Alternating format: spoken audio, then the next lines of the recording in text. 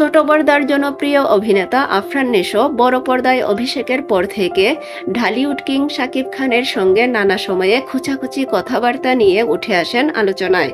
Media পাড়ায় জোর গুঞ্জন, মেগাস্টারের সঙ্গে অভিনেতা আফরান নিশোর সম্পর্ক মোটেও ভালো নয়।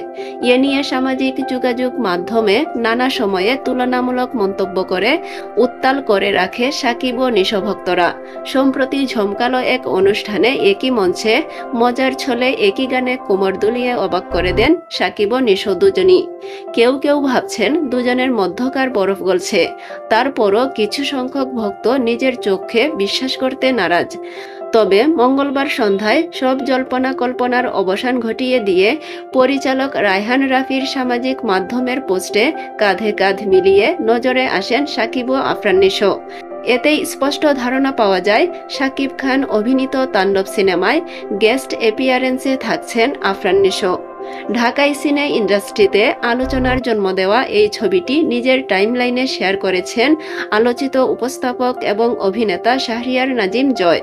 ছবিটি শেয়ার করে জয় লিখেছেন, মনোমালিন্যের অবসান হয় না রে পাগল, সবই ব্যবসায়ীদের হাতের পুতুল।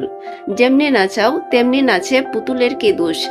যে ভক্তরা গত 2 বছর ধরে যুদ্ধ করলো ওদেরও মিলাইয়ে দেন, অথবা এরপর বলে দেবেন ভক্তরা যেন মাতামাতি না করে, কারণ দিন শেষে অঙ্কটা আপনারাই মিলান, মাঝে ঝগড়া বিবাদ ফেসাদ।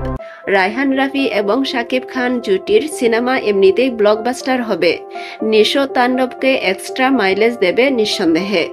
শুধু তাই নয়, ভবিষ্যতে নিশোর একক নায়ক হিসেবে করা সিনেমাগুলো রিস্কে পড়বে বলে আশঙ্কা প্রকাশ করেছেন জয়।